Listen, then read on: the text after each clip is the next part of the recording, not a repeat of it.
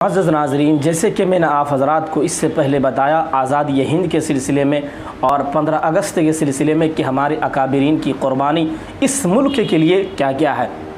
सारी चीज़ें हमने 1601 से लेकर हमने 1947 तक सारी चीज़ें आप हज़रात को मैंने बता दिया। आज मैं ये बताना चाह रहा हूँ कि मुसलमानों ने 400 साल इस मुल्क के खातिर 400-500 साल इस मुल्क की खातिर अपने जान कुर्बान किए हैं, लेकिन क्या वाकई मुसलमानों को फ़ायदा महसूस है, फ़ायदा हो रहा है इस मुल्क में? हरगिज़ नहीं। ये आप जानते हैं कि मुसलमानों को निशाना बनाया जा रहा है। दिल्ली के अंदर निशाना बनाया जा रहा है, यूपी के अंदर बनाया जा रहा है, मुंबई के अंदर बनाया जा रहा है, बिहार के अंदर बनाया जा रहा है। और ये मैं आपको इसलिए आगाह कर रहा हूँ कि मुसलमानों को सोचने की ज़रूरत है, मुसलमान आगाह हो जाए। ये बात मैं आपसे इसलिए कह रहा हूँ क्योंकि मुसलमान अभी जो है अपने नींद से बेदार नहीं हुए हैं। अब भी वो सोच रहे हैं कि हमारी कुछ होने वाली है, क्योंकि हमारे अकाबिरीन ने जो है 400 साल तक जो है अपने इस मुल्क के लिए जो है कुर्बानी दी है। वो सोच कर ये मुसलमान बैठे हैं कि कभी मौका आएगा जो हमारे लिए ठीक होगा, दुरुस्त होगा। याद रखिएगा, ये कभी भी ठीक नहीं हो सकता, ये कभी भी दुरुस्त नहीं हो सकता, क्योंकि आप जानते हैं, आप हदीस की किताब भी अगर पढ़ें तो आपको मालूम है रसूल अकरम सल्लल्लाहु अलैहि वसल्लम ने जो है इस्लाम के खातिर जान कुर्बान किए, माल कुर्बान किए, और आपके असहाब ने भी जान और माल सारी चीज़ें कुर्बान किए हैं। लेकिन हुकूमत जब सहाबा इकराम का दौर ख़त्म हुआ, उस वक़्त से सहाबा इकराम का जब दौर ख़त्म हुआ उसके बाद से फितना शुरू हुआ, और इतनी ख़तरनाक फितना शुरू हुआ कि आज तक उस फितने को कोई रोक नहीं सका। तो आप ना ये सोचिए कि हमारे अकाबिरीन ने 400 साल तक अपनी जान माल कुर्बान किए हैं, अब हमें कोई उम्मीद भी है। अब उम्मीद करने की ज़रूरत नहीं है, वो उम्मीद की घड़ियाँ ख़त्म हो चुकी है। आप जानते हैं कि मुसलमानों को बेकसूर जेलों में डाला जा रहा है, मुसलमानों को मॉब लिंचिंग के ज़रिए से मारा जा रहा है। मुसलमान आज उलमा-ए कराम के सिलसिले में, जैसे कि आप दिल्ली के अंदर जानते हैं कि मुल्ला कटे जाएंगे के नारे लगाए जा रहे हैं, तो ये खुल्लम खुल्ला नारा है। उसी वक्त का एक न्यूज़ है जो कोर्ट के अंदर ये नारा लगाए जा रहे हैं और हुकूमत भी साथ दे रही है। और दूसरा दिन जब मुसलमानों ने उनकी मुखालिफत करने की कोशिश की तो मुसलमानों को जेल के अंदर डाल दिया गया। ये क्यों हो रहा है? आप फिर भी ये सोचते हैं कि हमें कोई आराम मिलने वाली है। हरगिज़ आपको आराम मिलने वाली कोई बात नहीं है, और आपको आराम नहीं मिल सकती, इसीलिए कि आप शिकंजे पर आ चुके हैं, आप कब्ज़े पर आ चुके हैं। अब अगर आप ये सोचते हैं कि हम अब भी आराम की नींद सोएंगे तो ये आपकी गलत फहमी है, ये आपकी सोच ख़राब है। इसी वजह से मुसलमानों को बेदार करना होगा, और मुसलमान ख़ुद बेदार हो और अपनी औलादों को तैयार करे। किस एतबार से तैयार करें ये भी बताओ आपको। इल्म के एतबार से, सबसे पहले नंबर पर इल्म नहीं, बल्कि आप मुसलमानों को अखलाकी एतबार से ये सारी चीज़ें पैदा करवाएं। और मुसलमान जो है हर अपनी औलाद को ये नसीहत करे कि लोगों के साथ अच्छी बर्ताव करे। इस अच्छी बर्ताव न करने की वजह से आज मुसलमान पश्ती के शिकार हो रहे हैं और मुसलमानों पर पूरी दुनिया के अंदर जुल्म हो रहा है। आपने कभी ये सुना भी नहीं होगा कि सिखों पर जुल्म हो रहा है, आपने कभी सुना भी नहीं होगा कि ईसाइयों पर जुल्म हो रहा है, आपने कभी सुना नहीं होगा कि हिंदुओं पर जुल्म हो रहा है, लेकिन आपने ये हर वक्त सुना होगा कि मुसलमानों पर जुल्म हो रहा है। और ये क्यों हो रहा है ये मुसलमानों को खुद मालूम है, वो जानते भी है, लेकिन फिर भी गफलत की नींद जो है वो सो रहे हैं। मुसलमानों को कोई जगाने वाला कोई लीडर नहीं हो रहा है।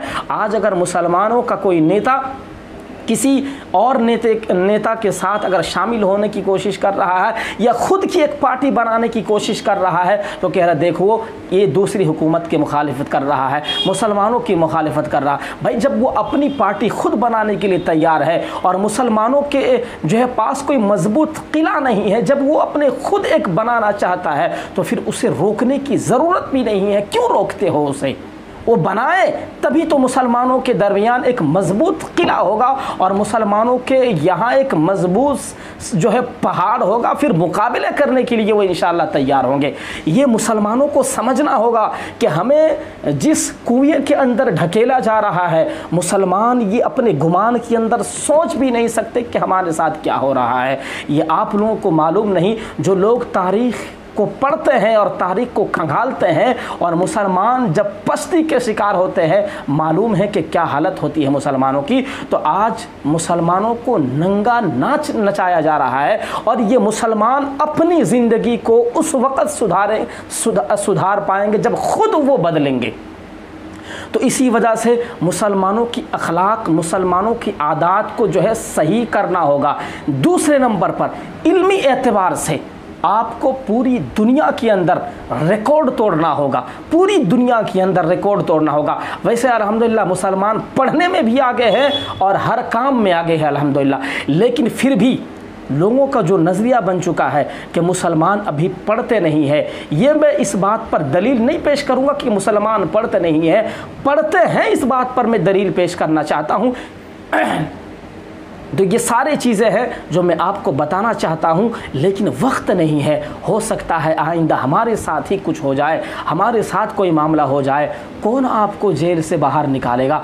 कौन आपकी रहनुमाई करे? कोई रहनुमाई करने के लिए तैयार नहीं है। आज मौलाना अरशद मदनी साहब दामत बरकातुहुमुल आलिया, अल्लाह ने जो है हयात में रखा है और वो लोगों के लिए लड़ रहे हैं, लोगों के लिए मर रहे हैं, लेकिन लोग आज उनकी फ़िक्र नहीं करते। ये सबसे बड़ी गलती है, ये सबसे बड़ी ख़राब सोच है जो आज हम अकाबिरीन की दामन को पकड़ने के बजाय आज हम छोड़ रहे हैं।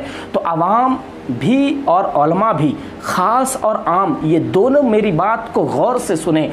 देखिए, मुसलमानों के जो है मुसलमानों के कंधे मिलाकर कोई लड़ने के लिए आज तैयार नहीं है। तो इसी वजह से मुसलमानों को अखलाकी एतबार से अपनी दामन को भिगोना पड़ेगा। फिर दूसरी चीज़ ये है कि मुसलमानों को इल्मी एतबार से, इल्मी सतह पर मुसलमानों को जो है एक आगाह होना पड़ेगा कि आज मुसलमान इल्मी एतबार से बहुत कम दर्जे पर पहुंच चुके हैं। आज लोगों के नज़रिए के मुताबिक मुसलमानों को जो है 2% इल्म करार नहीं देते हैं, तालीम के एतबार से सबसे पीछे ढकेल देते हैं। आज ये क्यों हो रहा है, ये मुसलमानों को खुद मालूम है। आज मुसलमानों में आज जो मुसलमानों के वालिदैन हैं, आज अपने बच्चों को स्कूल छोड़कर, कॉलेजेस छोड़कर, मदरसे छोड़कर आज वो काम काज करने के लिए बाहर मुल्कों में भेजते हैं और बाहर शहरों पर भेजते हैं। लेकिन कभी भी ये माँ बाप नहीं सोचे कि हम रोटी खाकर, सब्ज़ी खाकर मैं अपने औलाद को पढ़ाऊं। आप जानते हैं कि आप गैरों के बच्चों को देखें, वो कभी भी सही से खाना नहीं खाता, वो सब्ज़ी रोटी खाकर, नमक रोटी खाकर वो अपने बच्चों को इल्म हासिल करवाते हैं, पढ़ाते हैं, तब जाकर उनकी नौकरियां लगती है। आज मुसलमान कह रहे हैं कि हमें नहीं मिलती। भाई, मुसलमान पढ़ेंगे तभी तो मिलेगी। आज मुसलमानों की औलाद जो है सबसे ज़्यादा, मैं कह रहा हूँ, परेशान है और बदहाली के शिकार में मुब्तला है। इसी वजह से मुसलमानों को अगर ये सोच रखना है कि इंशाअल्लाह ये कभी ना कभी मौका आएगा कि मुसलमानों के हाथ में ये मुल्क भी हो और मुसलमानों के हाथ में जो है सारी चीज़ें हो, तो फिर आपको अपनी आदत बदलना होगा, अपनी अखलाक, अपने किरदार बदलना होगा और जो रसूलुल्लाह सल्लल्लाहु अलैहि वसल्लम का किरदार है उसी को जो है अपनी आइडियोलॉजी और अपनी जो है उसी को जो है अपने सर्टिफिकेट बनाना होगा। वरना याद रखो, मुसलमान पश्ती के शिकार होंगे और ये क़यामत तक जो है ये मुसलमानों के साथ ये मामला होता रहेगा। इसलिए मुसलमानों को अगर ये करना है कि मुसलमानों की हुकूमत आए, तो मुसलमानों को अपना एक आइडियोलॉजी बनाना होगा, मुसलमानों के अंदर एक सर्टिफिकेट होनी चाहिए इल्म की, तो वो मुसलमानों के लिए बहुत ज़रूरी चीज़ है। इंशाअल्लाह मुझे उम्मीद है कि आप हज़रात इस बात पर अमल करेंगे और इंशाअल्लाह एक वक्त ऐसा आएगा कि मुसलमानों की हाथ पर पूरी दुनिया भर में होगा। अल्लाह ताला से दुआ करें।